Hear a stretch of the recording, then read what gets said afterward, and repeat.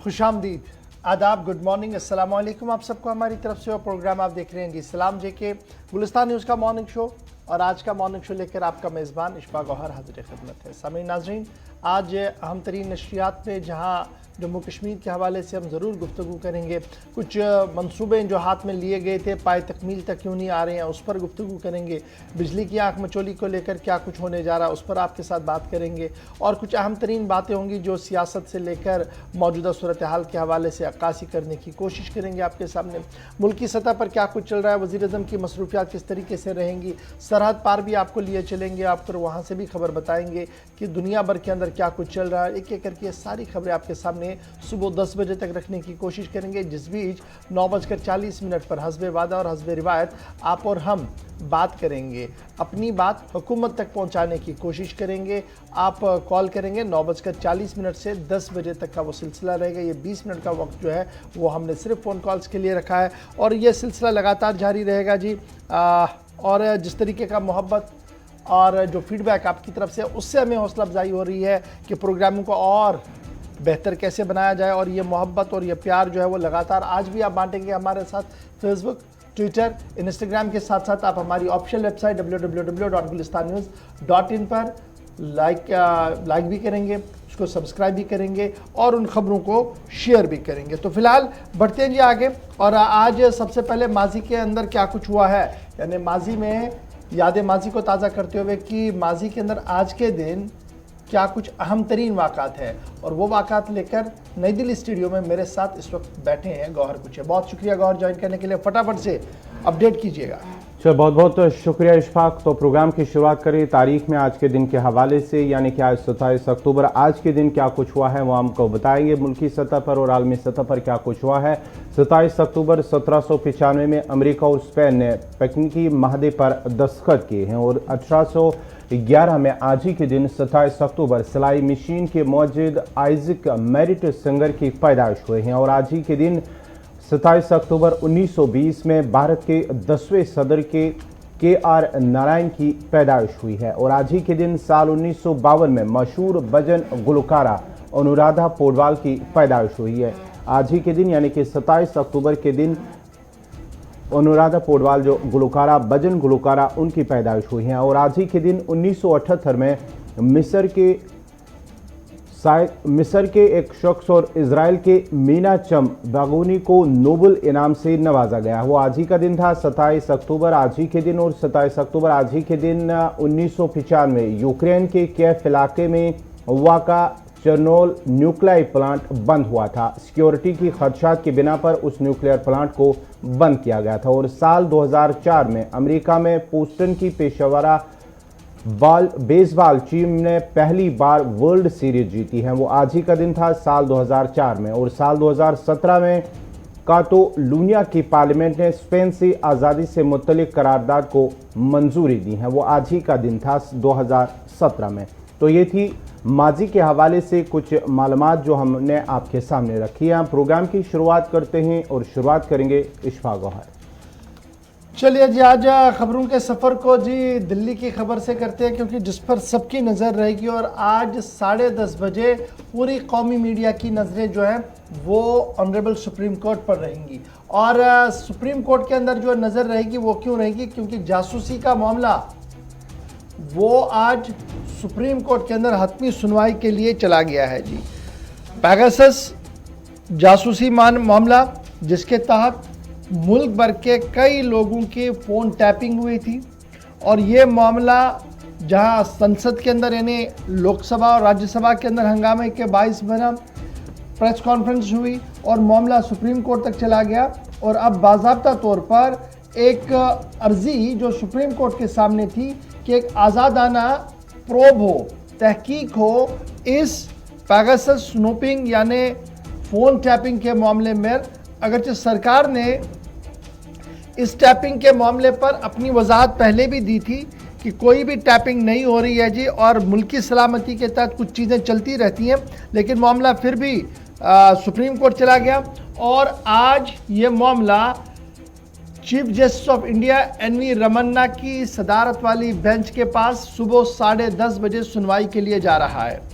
कमोबेश 12 दरख्वास्तें, 12 पिटिशंस हैं, जिनके अंदर एडिटर गिल्ड ऑफ इंडिया और जर्नलिस्ट एन राम है और कुछ और लोग हैं। उन्होंने अलहदा तौर पर ये पिटिशन जो है वो दाखिल की हैं और ये कहा है, अदालत से ये दरख्वास्त की है कि इस इल्लीगल सर्विलेंस की जांच हो और पता लगाया जाए कि किस टेक्निक का इस्तेमाल हुआ है और क्यों यह मामला जो है वो किया गया है। आपको ये भी याद दिलाते चलें कि इसी अदालत के अंदर 15 अगस्त को एक एफिडेविट हलफनामा जो है वो दायर किया गया था। उस हलफनामे के अंदर भारत सरकार की तरफ से इस बात की वजाहत कर दी गई थी कि मामला जिस तरीके से कुछ लोग इसको मिस इंटरप्रेट करके पेश करने की कोशिश कर रहे हैं, दरअसल ये वो मामला है नहीं। लेकिन उसके बावजूद भी अगर अदालत आज़ादाना प्रोब इसमें चाहती है तो हुकूमत को इसमें किसी तरीके का ये नहीं होगा जी, सवाल नहीं है। और अब ये जो पेगासस कंट्रोवर्सी है ये फाइनल हियरिंग के लिए आज सुप्रीम कोर्ट के अंदर जा रही है और सुप्रीम कोर्ट ने पहले ही इस बात का इशारा दिया था कि एक तहकीकाती कमीशन को बनाया जाएगा। अगरचे दरख्वास्त दहिंदगान ने यह कहा था कि जनाब उस आज़ादाना तहकीकाती कमीशन पर ज़्यादा भरोसा नहीं किया जा सकता है, बल्कि सुप्रीम कोर्ट मॉनिटरिंग के तहत यह मामला चले। तो अब देखना होगा कि जस्टिस एन.वी. रमन्ना साहब जब आज 10:30 बजे इसकी सुनवाई शुरू करेंगे तो वो किस तरीके से इस फ़ोन जासूसी और फ़ोन टैपिंग के मामले को हतमी शक्ल देकर इस पर अपनी राय रखेंगे। तो 10:30 बजे तक का इंतज़ार रहेगा हमें, क्योंकि यह मामला इंतहाई अहम है। मुल्क की सलामती का मामला एक तरफ से है और दूसरी तरफ से एक इंसान की आज़ादी का भी सवाल है जो कॉन्स्टिट्यूशन ऑफ इंडिया में गारंटी है। लेकिन तीसरा मामला ये भी है कि कभी कभार इस तरीके के मामले होते हैं। अब आप जब इसको इंटरनेशनल हुकअप पर देखेंगे तो क्या फ़ोन स्नूपिंग या फ़ोन टैपिंग या जो भी है ये सिर्फ मुल्क के अंदर हो रही है, भारत के अंदर हो रही है? नहीं, पाकिस्तान के अंदर भी इस तरीके की खबरें हमें पहले मिली। चीन के अंदर तो इस मामले को बहुत पहले से चला आ रहा था। फिर जब आप वेस्ट वर्ल्ड की ओर जाएंगे, अमेरिका की ओर जाएंगे, ब्रिटेन की ओर जाएंगे, तो वहाँ पर भी इस तरीके के मामला जो है वो कई बार जो है वो देखने को मिले हैं और मुल्क की सलामती का नाम उन सब चीज़ों को है वो दिया है। लेकिन अब पेगासस का मामला जो है वो सुप्रीम कोर्ट के अंदर है और आज 10:30 बजे सबकी नज़रें चीफ जस्टिस ऑफ इंडिया पर रहेंगी। इस अहम तरीन और हसास मामले पर चीफ जस्टिस ऑफ इंडिया क्या मौक़िफ़ इख्तियार करेंगे।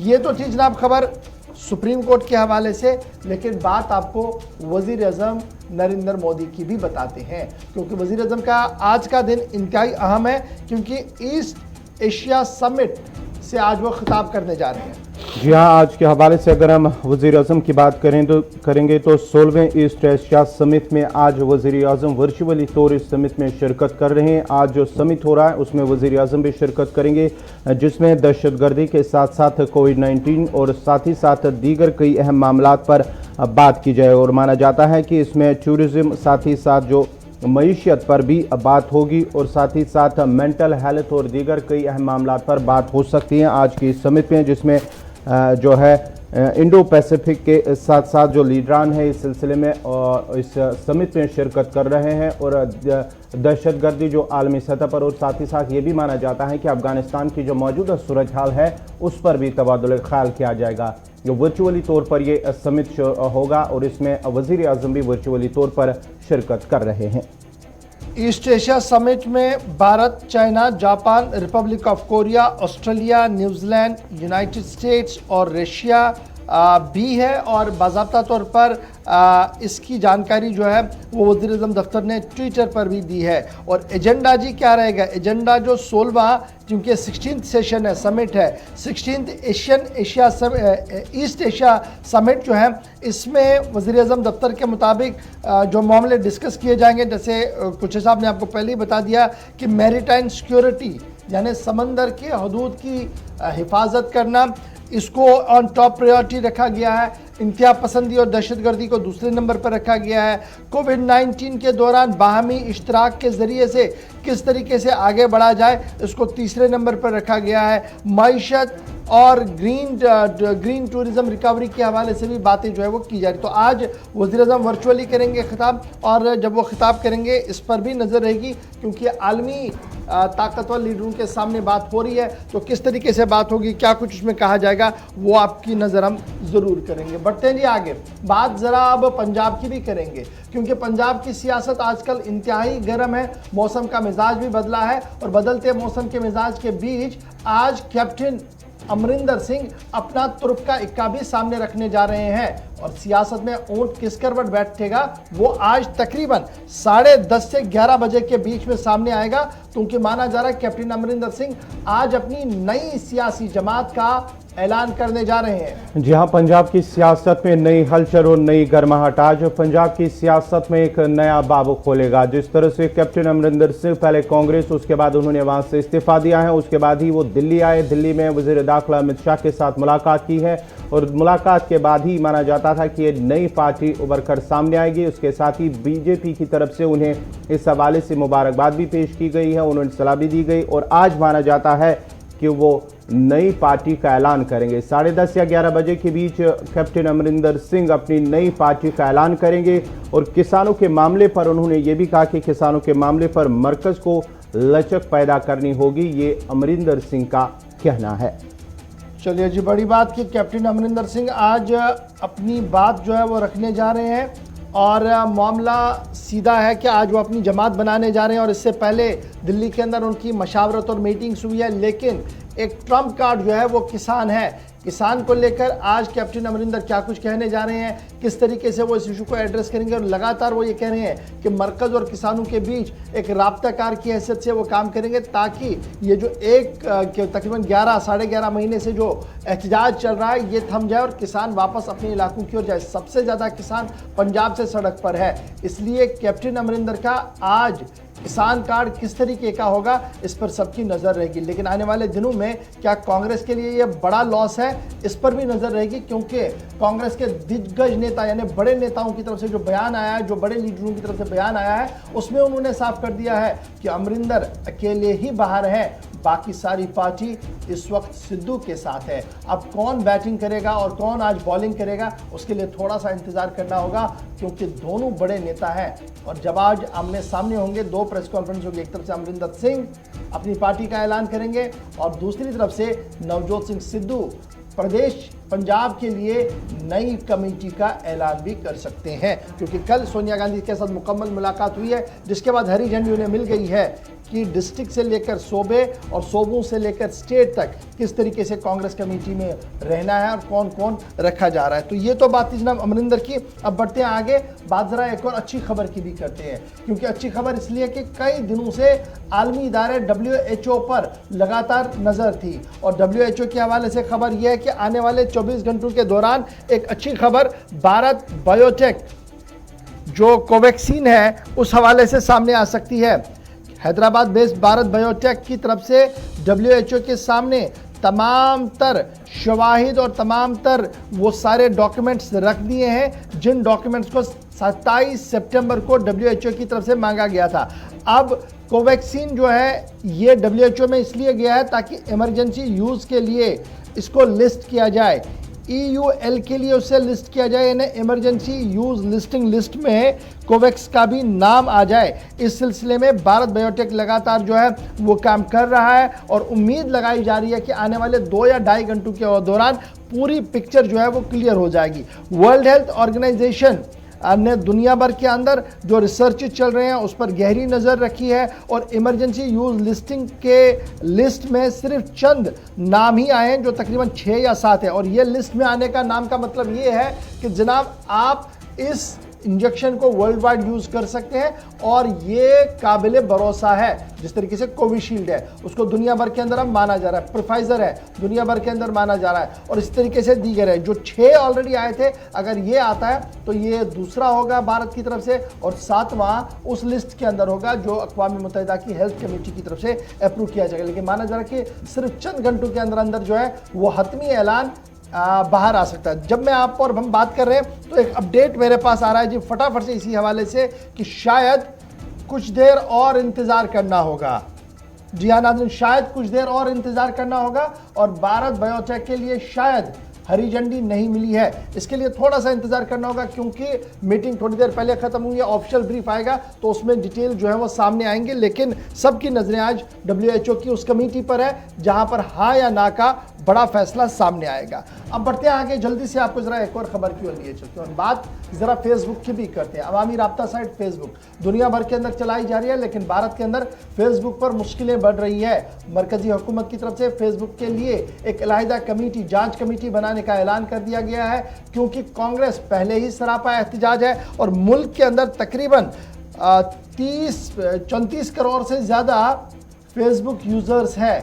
लेकिन बड़ा सवाल ये है कि हेट स्पीच, मजहबी मुनाफरत, फसादात और दीगर मामलों के पीछे फेसबुक का एक बुनियादी रोल है और यही वजह है कि फेसबुक उन सभी चीज़ों को हटाने में, उन अकाउंट्स को ब्लॉक करने में मुल्क के अंदर नाकाम रहा है। और यही वजह है कि फेसबुक के खिलाफ कांग्रेस का मानना है कि ये टीम बी है जी, बीजेपी की इत्तेहादी जमात है, यहाँ तक वो चली गई है। लेकिन अब सरकार ने ये कह दिया है कि फेसबुक को लेकर जो हेट स्पीच और दीगर चीज़ें हैं, सरकार उन सभी रिपोर्ट्स को देख रही है, खंगाल रही है और ज़रूरत पड़ने पर कार्रवाई भी हो सकती है। हिंदी और बंगाली में जो कंटेंट पिछले 3 से 4 महीनों के दौरान फेसबुक पर देखने को मिला है वो मिस इन्फॉर्मेशन और सीधे सीधे हेट स्पीच को लेकर है, लेकिन उसके बावजूद भी कोई कार्रवाई नहीं की गई है। और जो फेसबुक रिसर्चर केरला के हैं, उनकी तरफ से एक डिटेल फाइंडिंग जो है वो रखी गई है और वो डिटेल फाइंडिंग जो है अब मरकज़ और कांग्रेस जमात को सौंप दी गई है, इस उम्मीद के साथ कि ये मामला कहीं ना कहीं थमे, क्योंकि गलत अफवाहों के बीच मजहबी फसाद फैलाना भी एक बड़ा जुर्म है, जो जुर्म लगातार मुल्क के अंदर कई लोगों की तरफ से किया जा रहा है। तो चलिए, ये थी फेसबुक के हवाले से बात। अब ज़रा जम्मू कश्मीर का भी रुख करते हैं। जी हाँ, जम्मू कश्मीर के हवाले से भी हदबंदी, जिस तरह से हदबंदी की अगर हम बात करेंगे तो जम्मू कश्मीर में हदबंदी पे काम चल रहा है और इस सिलसिले में माना जाता है कि हुकूमत ने कमीशन को मुकर्ररा मुद्दत के अंदर काम करने को मुकम्मल करने की हिदायत दी है और मार्च 2022 से पहले रिपोर्ट को मंजराम पर रखा जाएगा। हदबंदी कमीशन जम्मू कश्मीर के लिए 7 नए असम्बली हलकों की निशानदेही कर रहा है। इसको काम सौंपा गया और लगातार इस पे काम भी हो रहा है। इससे पहले भी जो जम्मू कश्मीर इलेक्शन कमिश्नर है के शर्मा, उनकी जानिब से कहा गया है कि मार्च तक हदबंदी कमीशन जो है हदबंदी अपनी ये रिपोर्ट ये मुकम्मल करेगा। इस सिलसिले में जो भी मालूमात थी, उन्होंने पहले ही जब दौरा किया जम्मू कश्मीर का तो मालूमात फराम की डीसी से और साथ ही साथ उस पर काम चल रहा है। मज़ीद जो है अगर उसमें कोई मालूमात की ज़रूरत होगी तो उस पर भी काम किया जाएगा, लेकिन जो माना जाता है कि मार्च तक वो इससे मुकम्मल किया जाएगा और मार्च 2022 तक रिपोर्ट को मंजराम पर रखा जाएगा। दाखिला वजीर अमित शाह के जम्मू कश्मीर के दौरे के दौरान भी इस बात का इशारा दिया गया था कि मार्च 2000 से पहले, यानी जो सेट टारगेट हदबंदी कमीशन को दिया गया था, उसी टारगेट के अंदर रिपोर्ट जो है वो सामने आएगी। और इस वक्त की बड़ी खबर जो दिल्ली से डेवलप हो रही है वो ये है कि सरकार की तरफ से कमीशन को ये कह दिया गया कि मार्च 2022 से पहले जो डेडलाइन है, इसी डेडलाइन के तहत आपने काम अपना मुकम्मल करना होगा, क्योंकि 1 साल पहले चला गया, 1 साल का और इन्हें एक्सटेंशन मिला है, कुछ काम हुआ है, कुछ बाकी है और उस कुछ काम को करने के लिए जो थोड़ा बहुत काम बचा है उसको मार्च 2022 से पहले मुकम्मल करने के लिए मरकजी हुकूमत की तरफ से अलर्ट जो है वो दे दिया गया है हदबंदी कमीशन को। और यह भी साफ कर दिया गया है कि कोई भी फर्दर एक्सटेंशन जो है कमीशन को नहीं मिलेगा, क्योंकि कमीशन को बराबर 6 मार्च 2022 से पहले अपनी तमाम तर रिपोर्ट हुकूमत और अवाम के सामने रखनी होगी।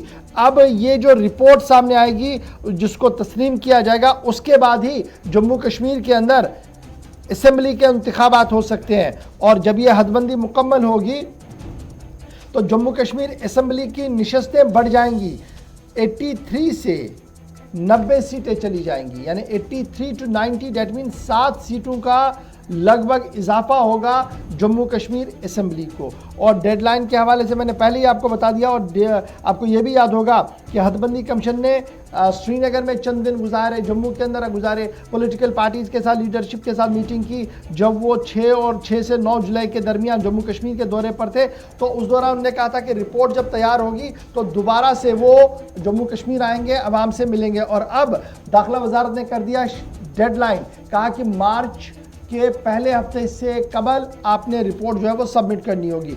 24 सीटें जो जम्मू कश्मीर असेंबली की वैकेंट रहेंगी, उसमें लगातार वो वैकेंटी रहेंगी, इस तरीके की बात जो है वो कही जा रही है, क्योंकि पाकिस्तान ज़ेर इंतज़ाम POJK का जो इलाका है वो इस हदबंदी कमीशन के दायरे में नहीं है, इसलिए ये सीटें जो 24 वैकेंट रखी गई हैं इन्हें वैकेंटी रखने की बात कही गई है। अर्थवाइल स्टेट जो हमारा जम्मू कश्मीर का था, कुल मिलाकर 111 सीटें थी, जिनमें 24 रिजर्व थी और इलेक्शन 87 सीटों पर 87 सीट्स पर हुआ करता था। और जब यूनियन टेरिटरी अलहदा बनी जो लद्दाख, तो 4 सीटें यहाँ से हटी और 83 सीटें चली गई और 83 पर अब नई 7 सीटें जो है वो लगानी है और इस सिलसिले में अब लगभग काम जो है वो मुकम्मल हो चुका है और माना जा रहा है कि मार्च 2022 के बाद कोई भी फर्दर एक्सटेंशन हदबंदी कमीशन को नहीं मिलेगा। और साफ कर दिया वजारत दाखिला ने कि मार्च 2022 से पहले रिपोर्ट को मंजर आम पर रखेंगे, क्योंकि दाखिला वजीर ने गुज़श्ता दिनों